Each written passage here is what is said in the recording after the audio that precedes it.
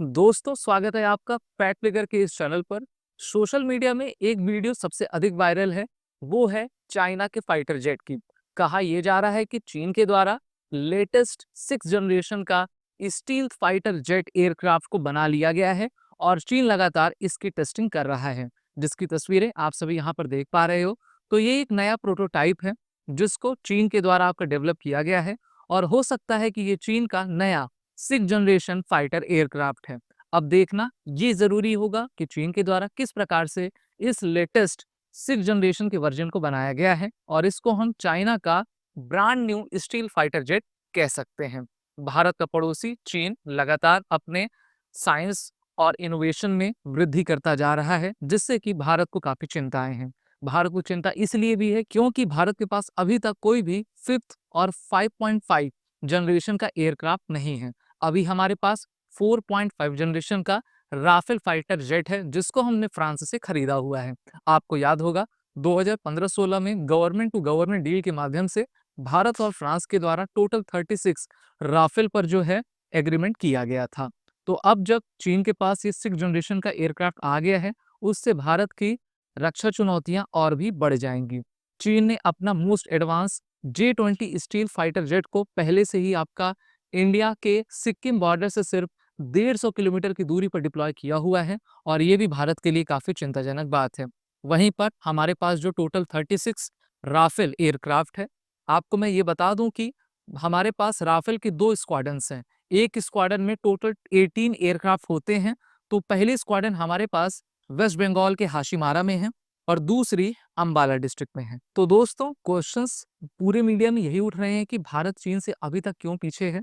और अगर आप देखोगे स्वतंत्रता का समय, तो 1947 में भारत आजाद हुआ था और 1949 में चाइना। लेकिन चाइना के द्वारा जो कैपिटलिस्ट ग्रोथ की गई, वो भारत के ग्रोथ से काफी आगे रही है और चीन दुनिया में अमेरिका के बाद दूसरा सबसे पावरफुल मिलिट्री नेशन है। वहीं पर भारत की पोजीशन 4th नंबर पे आया करती है। अगर हम चीन और भारत के एयरफोर्स की तुलना करें, so Chinese air force is far better than the India. Bharat अपने Su-30 एयरक्राफ्ट को लगातार अपग्रेड करता जा रहा है। इसके लिए भारत सरकार के द्वारा हजारों करोड़ रुपए आवंटित किए गए हैं, जिससे कि हम अपने Su-30 एयरक्राफ्ट में नए इंजन्स को इंक्लूड कर सकें। वहीं पर बात करते हैं चेंगडू J-20 की, तो इसको चीन के द्वारा माइटी ड्रैगन नाम दिया जाता है और ये एक ट्विन इंजन स्टील फाइटर है, जिसको 2017 में इंट्रोड्यूस किया गया था। ये भी कहा जा रहा है कि चीन के द्वारा टोटल 250 के करीब इस प्रकार के J-20 स्टील्थ फाइटर को डिप्लॉय भारतीय सीमा के करीब किया गया है। 6 generation aircraft are anticipated to be significantly stealthier and more lethal than the 5th generation platform. 5th generation platform पर बनाए गए एयरक्राफ्ट में अमेरिका का F-22 और F-35 लाइटनिंग सेकंड आता है। वहीं पर भारत की बात करें, तो भारत अपने AMCA अर्थात एडवांस मीडियम कॉम्बैट एयरक्राफ्ट पर कार्य कर रहा है, जिसके बारे में हम आज के इस वीडियो में चर्चा जरूर करेंगे। लेकिन उससे पहले मैं आपको 6 जनरेशन एयरक्राफ्ट के बारे में कुछ बता देना चाहता हूं। ये एयरक्राफ्ट स्टील फाइटर जेट होते हैं, जिनको किसी भी रडार एवियोनिक्स पर पकड़ पाना बहुत ही कठिन रहा करता है। इनमें advance sensors, artificial intelligence, drone integration, cutting edge electronic warfare capability लगाई जाती है, जो कि इनको काफी शक्तिशाली बनाता है। इनकी स्पीड, रेंज, मैन्युबिलिटी सभी स्ट्रांग रहा करती हैं। चीन ने अभी अपने 5th generation steel fighter jet, जिसमें J-20 और शेंगयांग FC-31 आता है, उसको ऑपरेशनलाइज किया हुआ है और जो कि लगातार अपनी सर्विस में बने हुए हैं।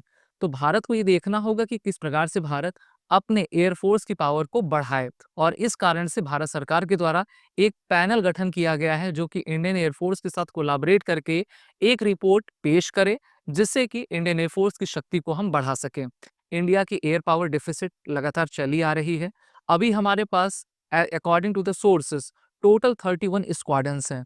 वहीं पर हमें पाकिस्तान और चीन से अगर एक साथ मुकाबला करना है, तो हमारे पास अभी 42 स्क्वाड्रन्स होनी चाहिए। तो ये भी भारत की एक असफलता में ही आता है। वहीं पर हमारी DRDO light combat aircraft mark second और AMC पर काम कर रही है। अगले साल यानी कि 2025 में हम अपने MiG-21 बाइसन के टोटल 3 स्क्वाड्रंस को डिसकंटिन्यू करेंगे और उसके जगह LC Mark 1A के एयरक्राफ्ट को लाएंगे। आपको पता ही होगा कि भारत में एकमात्र ऑर्गेनाइजेशन हिंदुस्तान एरोनॉटिक्स लिमिटेड है जो हमारे air force, army, navy, Indian coast guard के सभी कॉन्ट्रैक्ट को पूरा करती है। तो उनके ऊपर भी काफी प्रेशर रहा करता है। हमको चाहिए कि पैरेलली हम एक ऐसी प्राइवेट डिफेंस इंडस्ट्री फर्म आपका खोलें जिससे कि ये सभी आवश्यकताएं पूरी होती जाएं। इसके लिए आपको याद होगा कि इसी साल प्रधानमंत्री नरेंद्र मोदी के द्वारा स्पेन के प्राइम मिनिस्टर के साथ जो है अभी वो वडोदरा गुजरात में गए थे और टाटा और स्पेन की कंपनी एयरबस डिफेंस लिमिटेड के माध्यम से जो है भारत में C295 मिलिट्री ट्रांसपोर्ट एयरक्राफ्ट बनाए जा रहे हैं। तो ट्रांसपोर्ट एयरक्राफ्ट बन रहे हैं, काफी अच्छी बात है, लेकिन हमें यह भी चाहिए कि हम किस प्रकार से जनरेशन के एयरक्राफ्ट को बनाते जाएं और इससे भारतीय वायुसेना को काफी फायदा मिलेगा। अब बात करते हैं भारत के 5th जनरेशन AMCA जेट की। तो देखिए, अभी हमारे DRDO के चेयरमैन जिनका नाम डॉक्टर समीर V कामत है, उनके द्वारा कहा गया है कि the 5th generation AMCA fighter is a stealth aircraft, adding that DRDO has initiated the development process and the aircraft design is already completed। Bharat सरकार के द्वारा 2035 में तक इस प्लान को फिनिश करने के लिए कहा गया है। DRDO भी इसमें आपकी लगी हुई है और AMC का जो टोटल कॉस्टिंग आएगी वो 15,000 करोड़ रुपए आएगी। जी हाँ, ये 15,000 करोड़ रुपीज है। पहले तो ये 5th जनरेशन पर बनने वाला था लेकिन लगातार डिले हो रही है। तो DRDO ने कहा कि हम इसमें कुछ और नई टेक्नोलॉजी डालेंगे जिससे कि ये अहेड ऑफ 5th जनरेशन हो जाएगा और इस प्रकार से कैबिनेट कमेटी सिक्योरिटी के द्वारा इस प्रोजेक्ट और डिजाइन को अपनी अप्रूवल दे दी गई है। दोस्तों, अगर हम AMCA के टोटल 4 फीचर्स की बात करें तो सबसे पहला तो ये स्टील्थी रहेगा जिससे कि इसको nearly invisible to enemy radars से पकड़ना काफी मुश्किल रहेगा। दूसरा, ये सुपर क्रूज की कैपेबिलिटी से चलेगा। तीसरा, इसमें एडवांस एवियोनिक सेंसर्स आपके रहेंगे जिससे कि हम नेटवर्क सेंट्रिक ऑपरेशंस में इसकी मदद ले सकें। और चौथा, it will enable to outrange its adversaries by detecting and engaging targets from long distance. काफी लंबी दूरी से हम अपने एडवर्सरीज को डिटेक्ट कर पाएंगे और उनसे लड़ पाएंगे। DRDO की एक लैब है जिसका नाम है एरोनॉटिकल डेवलपमेंट एजेंसी, उनके द्वारा एयरफोर्स और नेवी के साथ मिलकर इस प्रकार के प्रोजेक्ट पर काम हो रहा है और HAL भी इसमें अपना पूरा योगदान दे रही है। अब कहा जा रहा है कि इसमें किस प्रकार के इंजन को हम लगाएंगे, तो अमेरिका की एक कंपनी है जिसका नाम है जनरल इलेक्ट्रिक्स GE, उसका 414 इंजन इसमें आपका लगाया जाएगा। अभी तो हमने डिजाइन कंप्लीट की है, अभी इसमें बहुत कुछ करना बाकी है। इसके पहले ट्रायल को भी लेना होगा। ट्रायल्स तभी हो पाएगा जब हम इसको अच्छे तरीके से मैन्युफैक्चर कर लेंगे, तभी हम इसको आगे ले जा पाएंगे। और ये वही कारण है जिससे कि कहा जा रहा है कि भारत चीन से काफी पीछे चल रहा है। लगभग हम एक डिकेड उनसे पीछे चल रहे हैं, क्योंकि अगर ये रिपोर्ट सही है कि चीन ने अपना 6th जनरेशन एयरक्राफ्ट बना लिया है, तो भारत तो अभी 5th जनरेशन भी नहीं बना पाया है, ना ही भारत 4th जनरेशन एयरक्राफ्ट बना पाया है, क्योंकि चाहे आपका राफेल हो या फिर Su-30 हो, इसको हमने रशिया, फ्रांस से लिया है। हाँ, हमने स्वदेश निर्मित अपना LCA तेजस मार्क 1A बनाया है, लेकिन उसमें इंजन आपका अमेरिका का GE404 लगा है और वो कहीं से भी जो है हम कह सकते हैं कि आत्मनिर्भर नहीं है। हमें अगर अपनी एडवांस कैपेबिलिटी चाहिए तो हमारे इंजन्स भी स्वदेशी होने चाहिए। Make in India, made by India, made for India के लिए रहने चाहिए। तो आपकी इस पर राय क्या है? आप सभी कमेंट बॉक्स में अपने कमेंट को जरूर दें। साथ ही साथ इस वीडियो को लाइक करें, शेयर करें और हमारे चैनल को, जिसका नाम फैक्ट क्लिकर है, इसको सब्सक्राइब जरूर करें। जय हिंद।